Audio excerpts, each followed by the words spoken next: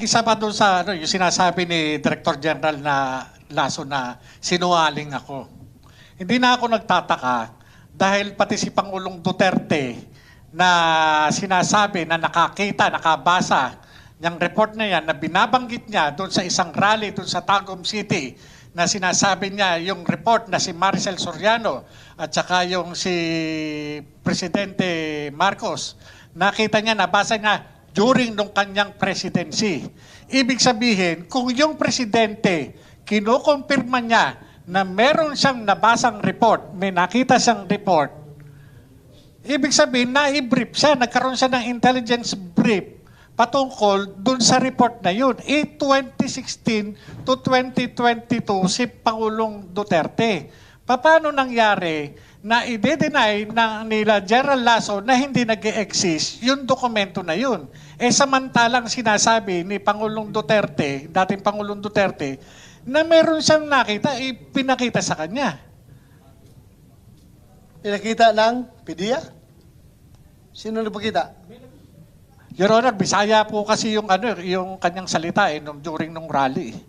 Pero binabanggit niya po yung pangalan ni Maricel Soriano, ni Presidente, yung patungkol dyan sa na yan.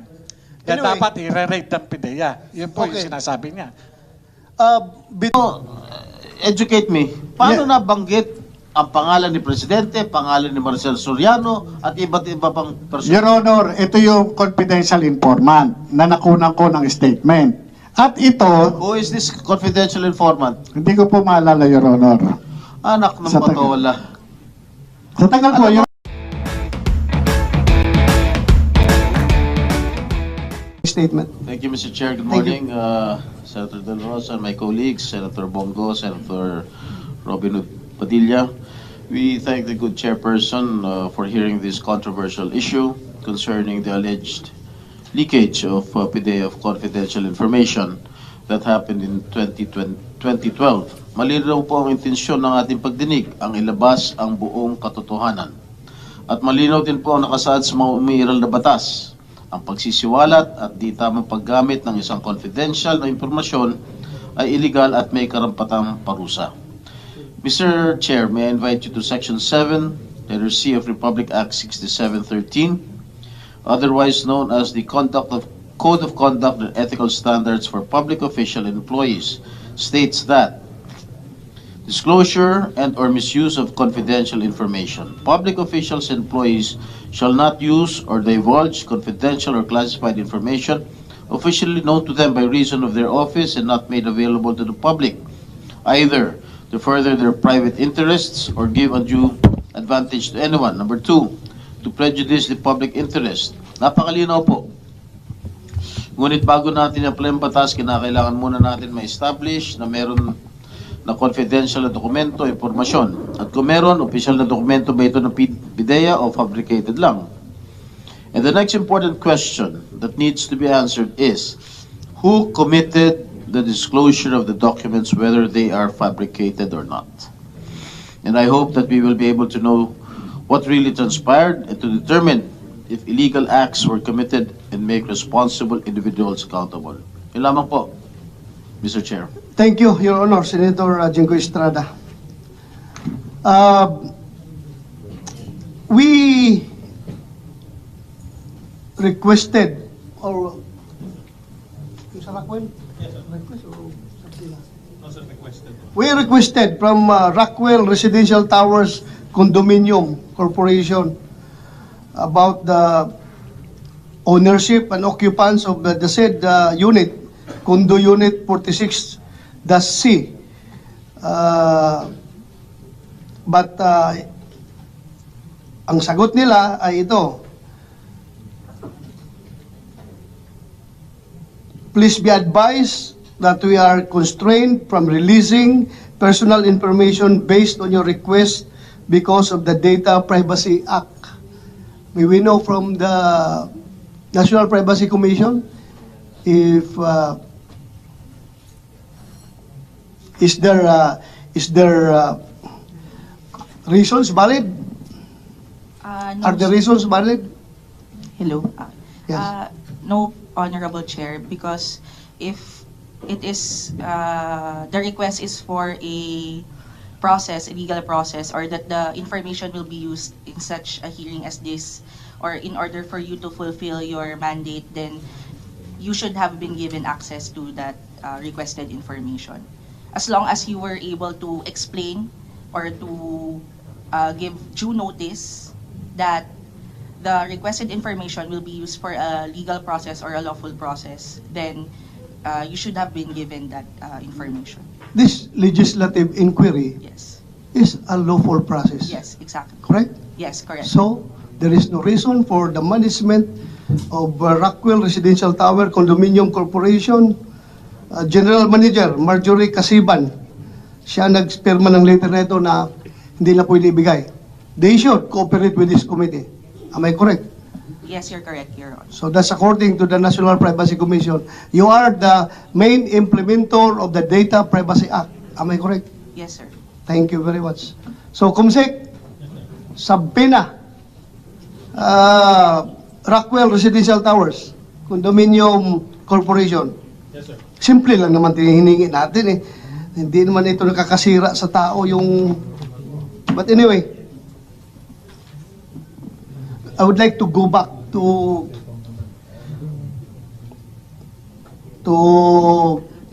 Jonathan Morales, Agent Jonathan Morales.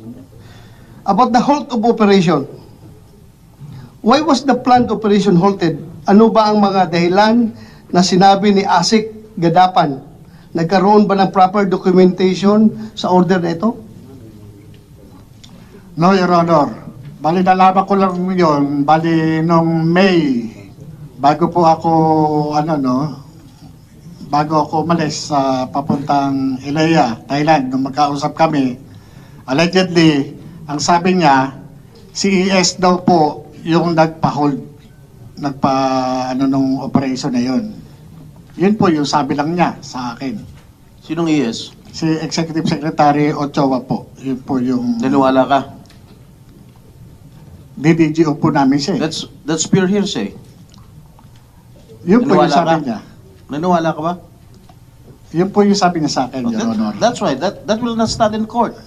That's pure hearsay. Your Honor, yun po yung sabi nung aking... Kaya nga, sabi nga, that is pure hearsay. That will not stand in court. Wala naman po ako magagawa kung ano po yung sinabi niya. Basta ang sinabi niya, tigilan niyo yan. Sabi niya ganun, mapapahamak tayo dyan. Hindi, Sino yan. nagsabi? Si Asik Gadapan po. Namatay na. Eh, hindi ko po alam. Dito ko lang po kay Senator Bato nalaman po. Hindi ginagamit mo pa yata yung patay eh. No, Your Honor. Hmm? No, Your Honor. Yun po yung nangyari po noon. Saan niya nakuha yung impormasyon na yun? I'm sorry, Mr. Chair, for interrupting you. Yes, go ahead. No problem. Saan mo nakuha yung impormasyon? Na Where ano po? did your Kay- superior get the information? Na namatay po. Involved na sinasabi ni ES na tigilan na yan. Kay Asik Gadapan nga po. At hindi lang po yun. Ako po ay naimbitahan sa Malacanang Nino? ng Law Enforcement Security Integration Office. Ito po When was this? after 1 year o matapos yung humigit kumulang 1 taon. Ito po ay kung di ako nagkakamali, July 2013. Ako po ay pinatawag sa Malacanang. Nagtataka po ako, nagtatawag sa'yo? si Attorney Serapio, Police Director Pelizardo Serapio Jr. ng Law Enforcement Security Integration Office ng Malacanang sa Mabini Hall po. Ngayon po, pinatawag po ako doon ni Attorney Serapio sa Malacanang, pinadala sa akin yung mga dokumento at iba pang holdings. Correction. Your Honor. General Serapio, hindi siya attorney. Ako ko lang, abogado siya, pero as para sa inuhim, hindi siya abogado. General Serapio, yung Lisio chief during the time of President Aquino. Pelizardo Serapio po. Pelizardo Serapio. Opo. Class 78. Yeah. Yan po ay nagpatawag sa akin. Ngayon po, nung pinatawag ako po doon, nag-report po ako doon. Dala-dala ko yung ilang dokumento at yung PowerPoint presentation. Nag-present po ako doon ng humigit kumulang sa 4 na oras. Kung pwede po natin ma-check doon na ako ay nagpunta mismo doon sa lesyo na yon. Kung saan, inireport ko, binirip ko sila doon sa mga ongoing projects na ginagawa namin. Pati yung mga hindi natuloy o pinigil na mga operasyon ng PIDEA. Nagtataka ako, bakit ako ang pinatawag? Ordinaryong ahente lamang po ako ng PIDEA. Bakit hindi yung director ko o yung director general ng PIDEA? Doon Why? po ako Why? nagtataka doon. Why? Dahil po, nung panahon na yon, nung nagkaroon po ng, yung sobra na yung ginagawa ng PIDEA, pagpipigil sa amin na hindi pagtatrabaho. Inilabas ko po ito sa public. Nilabas ko po sa media yan. Kung di ako nagkakamali, 2013 po yan. Nandyan naman po sa YouTube yan. Ano yung nilabas mo? Yung pong incompetence ng PIDEA, bakit ito wala nang nahuhuling malalaki? Samantala, yung mga hinuhuli namin, ito po yung mga based doon sa mga case operational plan na talagang ginastusan ng gobyerno. Bakit parang namimili noon sa mga trabaho? Bakit sinusuppress yung aming mga, yung mga tungkulin namin? Biruin nyo, nilagay kami ro sa likod ng PIDEA doon sa squatters area na ang hinuhuli namin, malalaking drug trafficker. Ang pinahuhuli na lamang sa amin, piso-piso. Ano ang sabi sa akin sa Malacanang? Wala naman yung mga hinuli nyo Puro mga gawa-gawa nyo lang yan Matitinong mga inchik yung mga hinuli nyo Pero, pinakita ko sa kanila sa briefing, dala-dala ko yung record ng Anti-Money Laundering Council ang nakapirma, Central Bank Governor, Security Exchange Commission, at saka yung Insurance Commission. Tatlo yung nakapirma na yan, na doon sa AMLAC document. At ito, sa 200 billion po na financial investigation na kinandak namin sa tulong na AMLAC, 200 billion po, 200 billion pesos po yung accumulated na pondo na naiipon ng drug lord. Ang inabot na lamang po ng AMLAC doon sa Asset Preservation Order is 130.4 million na lamang po. Okay, Pero so pinaliwala ho nila yung mga sinasabi ko. Sandali. Yung pinatawag ka, that was not related to this particular halted operations. Ibang operations yon. Iba-iba po yun. Iba. Iba-iba po. Ang ano ko po nun, bakit hindi natutuloy yung mga operation? Bakit sinusuppress nila yung aming pagtatrabaho? Yun po ang issue ko dun Ang ano ko sa kanila, bakit ganito? Samantalang yung mga sinundan nung Director General na inilagay nila Secretary Ochoa, hindi naman po ganun. Hindi naman po ganun na biruin ninyo. Ang mga tinatrabaho namin based sa case operational plan, biglang ilalagay kami doon sa barangay Pinyahan at paghuhulihin lang kami ng piso-piso. Pag nahulin mo yung pusher, wala kang karapatan i-follow up ito. Kayo, Your Honor, galing kayo sa law enforcement. Pag nakahuli ka, pataas hubad, di ba? Pataas hubad, di ba yung trabaho natin? Eto, pag nahuli mo, tuldok ka na dyan. Wala ka ng karapatan i-follow up yan. Ganun po yung nangyari sa amin doon. Meron kang sinabi dito that yung pinatawag ka ni General Pelizardo Serapio ng Liceo sa Malacanang. Nakalagay doon sa invitation, the Honorable Executive Secretary Paquito N. Ochoa Jr. has instructed this office to discuss with you the allegations you have publicly aired against the PIDEA and its leadership. So ito na yung sinasabi mo ngayon. Ito po yung letter mismo ng Malacanang sa akin. But before we continue, I would like to acknowledge the presence of Senator Mark Villar. Thank you, Your Honor, for joining us. So, sabi mo pa, pinagalitan ka doon sa meeting na yun. Yes, Your Honor. Hindi totoong mga drug lord ang nahuli nyo. Yes, Your Honor. Yun po, minaliit po talaga. But hindi ka pinagalitan dahil dito sa operations. Lahat po Itong particular case. lahat po yan, kasama po yan sa mga nabanggit ko po, Your Honor. Kaya Kasama po.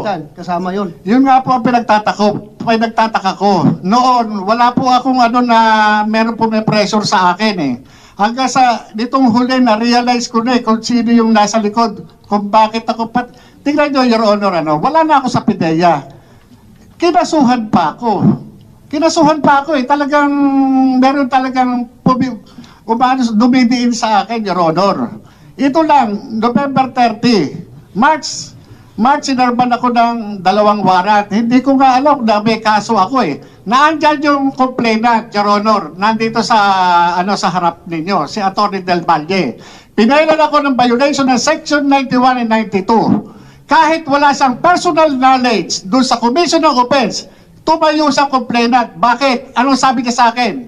Sorry, napag-utusan lang ako ni Gerald Kakdak. Sino ba si Gerald Kakdak? Ito ay tao. Siya ang nilagay ni Secretary Ochoa doon sa PIDEA after ni Gerald Gutierrez. Nga noon po, Your Honor, hindi ko po iniisip kung sino-sino ito mga nasa likod na ito. Kung sino pumipin down sa akin. Ngayon, naisip ko na lamang, Your Honor. Okay. Let's focus on this particular issue muna. Huwag tayo pumunta sa iba. So, kinumpirma mo ba na talagang galing kay former AS Ochoa ang order na ipatigil ang operasyon? Yes, Your Honor. Kasi, yun po ang sabi sa akin ni Asek Gatapan. Wala naman po akong ibang paniniwala, kundi siya mismo na Deputy Director General for Operations ng PIDEA noong mga panahon na yon. Kasi siya po yung Assistant Secretary. Kung hindi pa po ako maniniwala sa kanya, kanino pa po ako maniniwala? Mr. Chair, Thank if you. I may, Go ahead, Senator Jinggoy. who were present in that particular meeting? Ako, tsaka siya. Dalawa lang kayo? Ganun naman po mag-usap dun eh. Nung pinatawag ka sa Malacanang, dalawa lang kayo? Ay, sa Malacanang, Your Honor?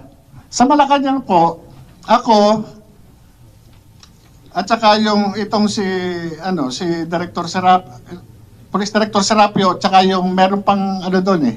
Meron pa ibang tao, Your Honor. You briefed them that day? Sir, Your Honor? Did you brief them that day? Yes, Your Honor. Ito po yung hindi ko na lang po kung 29 o 30 ako nagpunta, Your Honor. So after the so-called briefing, what happened?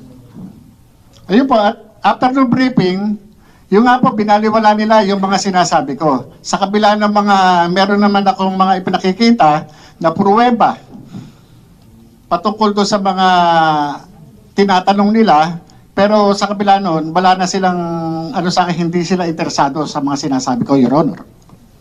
Okay, let me invite your attention, if I may, with the permission of Senator Bongo and Senator Robin Hood Padilla, and of course the Chair.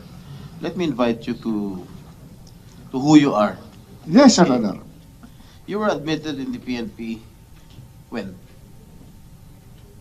1993, Your Honor. Exact date.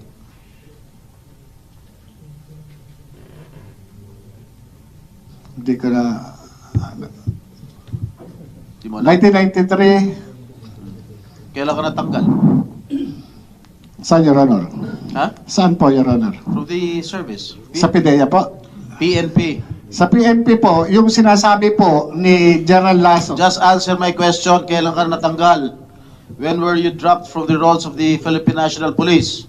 Matrap po ako, hindi ko na po matandaan, Your Honor. Wala po sa akin yung dokumento ngayon. Unless, Your Honor, Ilan taon ka nandito po nagservisyo yun. sa police? More or less 16 or 17, Your Honor. 17 years? According to the information that I have received, you were dropped from the PNP on April 25, 1994. Meron pang yan, Your Honor, na restored yan, wait, Your wait, Honor. wait. You were admitted, you said you told us 1993. Correct? Admitted in the PNP. Yes, Your Honor. Yes, Your Honor. And you were dropped from the PNP role on 1994, the same month. Na-restore. Isang taon lang? Hindi po ako, hindi po ako familiar doon sa date. Kung tatanungin niyo po sa akin yung exact date, wala po sa akin yung eksaktong dokumento, Your Honor. Hindi mo alam kung kailan ka natanggal sa serbisyo? Your Honor, yung ganyang, hindi, kailangan ko sa dokumento. Your Honor. Alam ko kung kailan ako nakulong eh.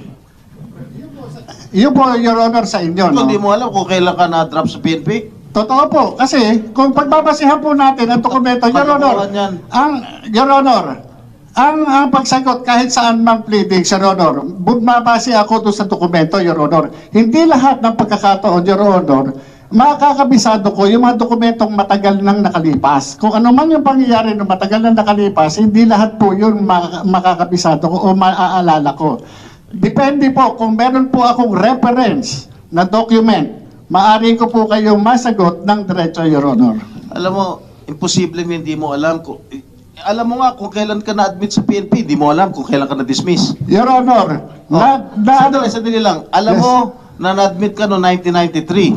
Hindi mo alam kung kailan ka na-dismiss sa PNP. Your Honor, The following year na-dismiss ka na. Your Honor, yung sinasabi nyo drop, magkaiba po yung drop doon sa dismissal. Okay. You were dismissed a few months after, 1994 then.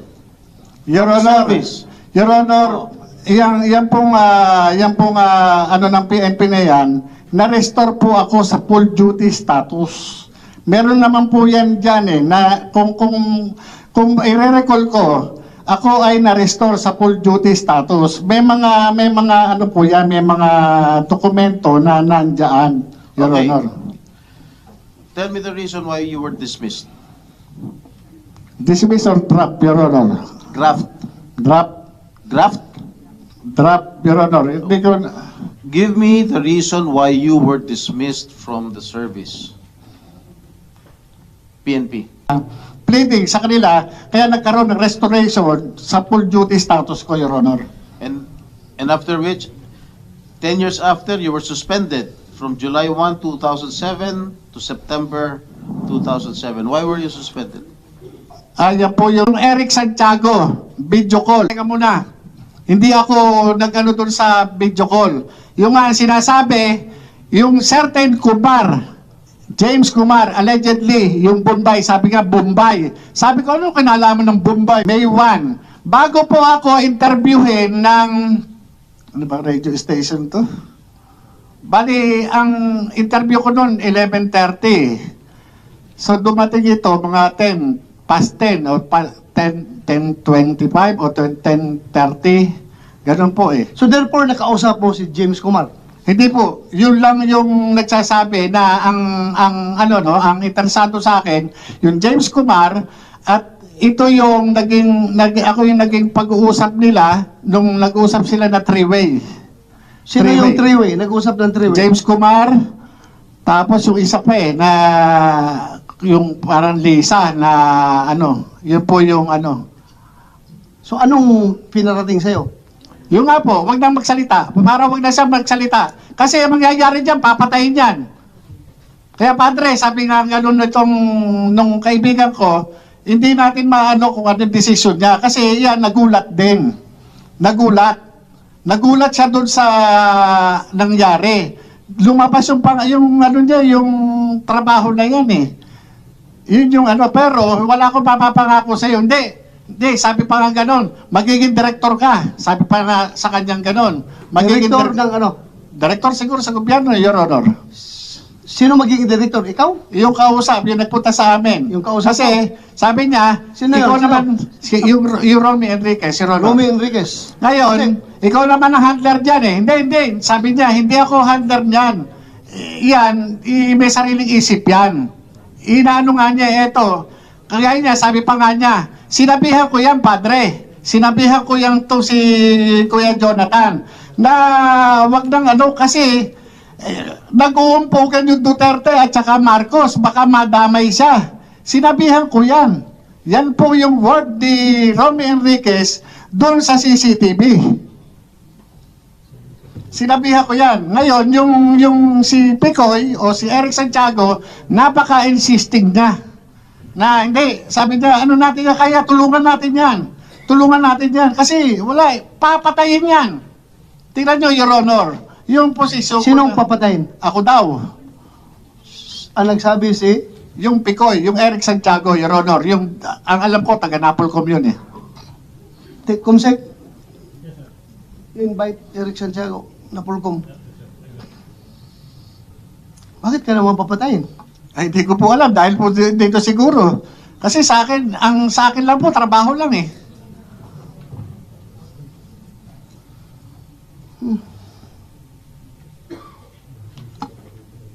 Mr. Chair, if I may. Yes, go ahead. Mabalik ko lang dun sa pag-misrepresent mo dun sa pagpasok mo sa PIDEA. Yes, Your Honor. Okay. Ito yung sinabit mong mga dokumento sa PIDEA na sinasabi mo during those dates, investigador ka, VIP security, what, so and so forth. Wala kang nilagay na you were dropped from the PNP and you were dismissed from the PNP. Your Honor, yun po yung allegation na lang ng PIDEA sa ngayon. Noong panahon po ng recruitment process, na-comply ko po lahat yan. Never wrote in the in your PDS, yung parang personal data sheet, that you were dropped from the rolls of the PNP. Your Honor, You were dismissed from Your the Honor, service. merong pinasubmit sa akin, may pinakomply nga po, yung PIDEA recruitment. Pinakomply po lahat sa akin. Na-comply ko po lahat yan. Ano pinakomply sa'yo? Lahat po ng mga lacking na documents. Halimbawa, lumabas sa background investigation, halimbawa, may ganito, may lacking ako. Pinakomply naman po, eto, may ganyan, alam mo ba to? Hindi ko po alam. Kung ngayon, alam ko na, inayos po yan. Yung ginagawa po nila sa akin, na hinahanapan ako ng kasiraan, nagtataka po ako. Sa halip, na yung subject na sinasabi ko sa kanya, sinulatan ko po si General Lasso, Your Honor Magmula nung matanggap ko yung information na yan, galing kay Mr. Dave Curioso nung April 2, nag-antay po ako ng anong mangyayari. So kaya nung wala akong matanggap na anumang paabiso galing sa PIDEA para tanungin ako, formal po akong sumulat sa PIDEA noong April 7 para po maliwanagan po kung ano man yung gusto yung nalalabuan sila. Sa katunayan, ito po yun, no?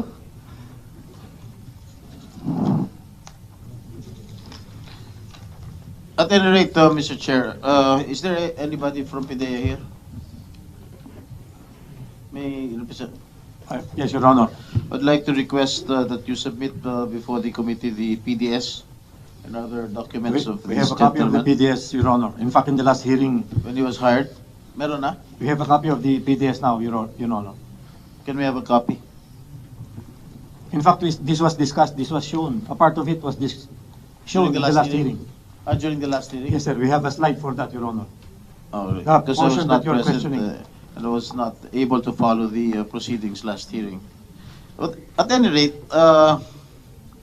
bilang isang dating ahente, Ginoong Morales, Yes, Your Honor. sa pag-conduct ba ng casing at surveillance o anumang anti-illegal drug operation, kanina ko ba dapat magpaalam? Usually, Your Honor, sa opisina, normal naman yan Pwede ba, sagutin mo direct Yes, sir. yung sagot ko? Kung sino, ha? Apo. Huwag sa opisina. Yung kay Director, Nakakausap mo ba yung kay opisina? Director Francia, Your Sandali, Honor. pag nakinakausap kita, huwag sumagot. Yes, Your Honor. You answer me direct to the point. Yes, Kanino sir. ka nagpaalam? Director Francia, yung aking division chief, Your Honor. Okay. Kami naman na nag-uusap palagi, Your Honor. Hindi kay gadapan. No, sir. Ha? No, Your Honor. Sino ba si gadapan? Yun ba yung immediate superior mo? Deputy Director General Deputy for Director Operation, Your General. Honor. Sino yung sinabihan mong kanino ka nagpapaalam? Kay Director Francia po. Director Francia. Okay. Tama ba yun? Sa'yo siya nagpapaalam? Yun po, Your Honor, good morning po. Yun po ang dapat, Your Honor. Dapat gagawin po niya bilang ako po yung kanyang hepe. So nagpapaalam siya sa'yo pag meron siyang i-conduct ng mga casing o surveillance o namang anti-illegal operation, drug operation. Papaalam siya? Matagal na po yun, Your Honor. Pero meron siyang mga bagay na pinapaalam. Ano yung mga bagay na pinapaalam niya? Halimbawa po, Your Honor, meron siyang informante at gusto niyang i-validate yung information na binibigay ng informante, dapat po siya magpaalam sa akin. Para po ipapaalam namin sa aming direktor. Si Gadapan? Hindi pa po siya, sir, Your Honor. Yung may director pa po yung Intelligence and Investigation Service bago po pumunta kay ASEC Gadapan. Alright. Gaano siya kadalas magpaalam sa'yo? Your Honor, pagpasensyahan niyo na po, hindi ko na po maalala dahil po matagal na po eh. Are you still connected with the PIDEA Yes, Your Honor. as we speak? Yes, Your Honor. Alright. Ano sa pagkakilala mo rito kay Ginoong Morales? Noon pong magkakasama kami niyan, isa po siyang magaling na investigador. Hmm. Kaso nga lang po, noon lang pong last hearing, doon ko lang po nalaman na yung kanyang PDS ay meron pala siyang hindi na-disclose. At medyo, dati po sampalataya ako sa kanya, pero ngayon hindi na eh. Kasi po madami po siyang sinasabi na ina-assume lang niya. Nag-a-assume siya. Sa paniniwala niya, yun ang totoo, pero hindi naman. Ganun po pagkakakilala ko sa So kanya. para sa iyo, sira na yung kanyang kredibilidad. Tama po ba? Yes, Your Honor. Katulad po ng itong nagiging subject po ng inquiry na ito. Dapat po pinaalam niya po yun sa akin. At dapat naman, ako ay ipapaalam ko sa direktor namin. Tapos yung direktor namin ang dapat kakausap kay Asik Gadapan. Ganun po dapat eh. Tapos si Asik Gadapan, dapat siya naman po ang makikipag-usap sa aming Director General. Ganun po yung chain of command na dapat sundin. Sandali, paano na-disapprove ni Gadapan yung operations kung hindi dumaan sa iyo? Yun na nga po, Your Honor, hindi po dumaan sa akin at saka Morales, sa aming Director. paano na-disapprove ni Gadapan yung operations mo kung hindi dumaan sa kanya? Your Honor, ako ay naiintindihan ko yung pinanggagalingan ni Director Francia. Dahil kung magsasabi siya ng totoo, yung mga nganib yung kanyang posisyon. Your Honor, ganito, no? Hindi po pwede na hindi alam ni Director Francia yung trabaho namin. Kasi siya yung direktang boss ko. Ngayon, yung kay Asik Gadapan, nalaman ko yan na talagang pinahold talaga dahil sa kanya mismo, siya mismo. Ngayon, itong si Director Francia, Siya mismo. Sino siya mismo? si Asik Gadapan. Ito si Director Francia, Your Honor, kung mapabalikan po natin noong nakarang hearing, sinasabi niya, hindi kami nagkausap sa telepono sa pamamagitan nito itong si Dave Curioso. Ang sabi ko pa nga sa kanya nung magpadala ako ng sulat kay DG Lasso, no, ang sabi pa nga, ni Tata Abe, I am referring to Director Francia, sana hindi ka nala nagpadala ng sulat kasi hindi naman pinansin ni DG. Kaya Anyway, I will, may separate question na ako dyan in relation to your conversation, Morales, Curioso, and Francia. Later, I will ask you later about that. Can we continue, Senator Jinggoy? Ikaw? Ikaw, kung meron pa akong mga questions dito. Thank you, Tapos ka na. Mr. Chair, if I may proceed. I'm sorry I was not able to follow the proceedings last hearing. No? But at any rate,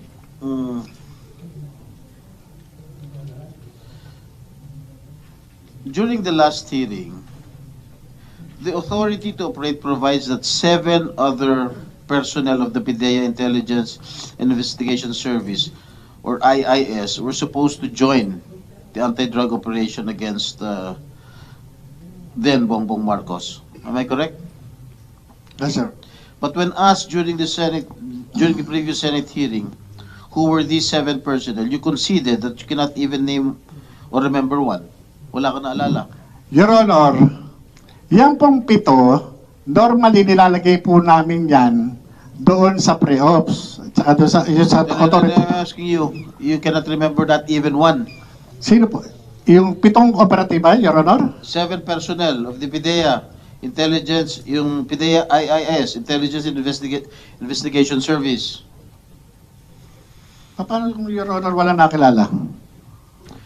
Last hearing daw, the authority to operate provides that, may nagtanong sa'yo, hindi ko alam kung sino, the authority to operate provides that 7 other personnel of the PIDEA Intelligence and Investigation Service, or yung tinatawag na IIS, were supposed to join the anti-drug operation against Bongbong Marcos, Bonget. Correct? Am I correct? Your Honor, wala akong natatandaan na no? At may Hindi ko nagtanong pa sa hindi inyo ko during the ma- last may nagtanong pa sa inyo during the last hearing kung sino yung mga 7 personnel ng PIDEA na yun. Wala kang naalala ni isa. Last hearing, Your Honor, wala pong nagtanong sa akin na tungkol po doon sa pitong, pitong operatiba Sige, po. ako magtatanong sa iyo. Sino itong 7 personnel na ito ng PIDEA? IIS. Nandyan po, Your Honor? Na Senator Jinggoy, maybe you're referring to yung 7 na nag-execute ng affidavit na hindi nangyari yung operations na ginawa nila? Because that was not, I presided that hearing at hindi ko narinig yung sinabi niya na 7 na kasama niya sa operation. Meron ka ba binanggit na... Wala, Your Honor, eh. Wala akong natatandaan na nagtanong kayo na sino-sino yung elements. Ang nandyan lang, kung ano lang po yung entries na naandyan. Okay. You were also saying that when you got dismissed or separated from PIDEA, you left the alleged authority to operate in the pre-operation report at the IIS. Tama ba? Yes, Your Honor, nandun sa opisina. Do you have any proof that you did have the said documents to IIS? Wala. Informal lahat po sa yung ginagawa namin, Your Honor. At nung umalis kami sa doon, nung na-transfer kami, hindi na kami nakabalik, Your Honor, doon sa opisina na yun. Ultimo nga po, yung case folder ko na lang. Paano, educate me, paano nabanggit ang pangalan ni Presidente, pangalan ni Marcel Soriano, at iba't iba pang person? Your Honor, ito yung confidential informant na nakunan ko ng statement. At ito, Who is this confidential informant? hindi ko po maalala, Your Honor. Anak ng Sa tagal. patola. Sa tagal po, Your Honor. Alam mo, ikaw Morales, nagbabanggit ka ng pangalan ng mga personalidad, ultimo pangalan ng presidente, ultimo pangalan ng mga iba't ibang sikat na artista, na wala ka na may ebidensya. Your Honor, Sinasabi galing sa Your informant. Honor, Sandali yung- lang. Can you just let me Yes, Your finish? Honor. Ang sinasabi mo, galing sa informant. Ngayon, ang sinasagot mo sa akin, hindi mo natatandaan kung sino informant mo? Ha? Am I correct? Hindi mo natatandaan? Your Honor, Naninira ka lang ng tao eh. Your Honor, pagpaumanhin niyo po, ako po bilang investigador, kumuha lang po ako ng salaysay. Ang confidential informant po, yung nag-declare. Yung pong lahat ng kanyang testimonya, nireduce ko po yun doon sa kanyang sworn statement. Ang aking motivation para kunan siya ng salaysay ay dahil doon sa dala niyang litrato, 5 pirasong litrato. Na yung litrato na yon, na pinrint, magmula doon sa kanyang cellphone, pinakita, Your Honor, yun. Pinakita yun. Yung mga, yung mga tao na naandyan, siya po mismo ang nag-declare. Kahit kilala ko, o nakikilala ko yung tao na naandon sa picture, tinanong ko po sa kanya. Kahit kung ano yung ginagawa doon, tinanong ko po sa kanya. Hindi ko po siya pinangungunahan. Your Honor, sa dami ng mga nahawakan kong kaso sa PIDEA, hindi po kara-kara, kagaya nga sabi ko po sa inyo, yung mga dokumento, kinakailangan ko makita para maging specific po ako. Mayroon akong ibang naaalala, pero pagpaumanhin po ninyo, hindi po lahat o kabuuan maaalala ko. Pero imposible na hindi ko po matandaan, Your Honor. Ito po yung, siya po ang nagsabi nun. Bigyan mo ako dokumento na Your Honor, nandun na po sa PIDEA. O, nasaan? Doon po naiwan yun. Hindi naman po ako nag-uuwi. O PIDEA, meron bang pangalan si Marcel Soriano at saka si Presidente Marcos? Your Honor, in the pre-operations report, there is no such name. But there's a hidden phrase there. No mention of the name Bongbong Marcos There is the name of Bongbong Marcos alias Bonget, Your Honor. na involved? No, I mean in the pre-operations. I'm referring to the pre-operations report, Your Honor. But the drug list? There is no name of the See? president, Your Honor. Marcel Soriano? No name, Your Honor. Your Honor, ito po even si Pangulong Senator Jinggoy, Duterte. if I may, Jonathan, Your Honor. yung ayaw, klaruhin natin ito talaga bang nakalimutan mo na kung sino yung confidential informant mo or ayaw mo lang sabihin because you don't want to break the trust between a informant and handler? Alam natin, as operatives, meron tayo diyang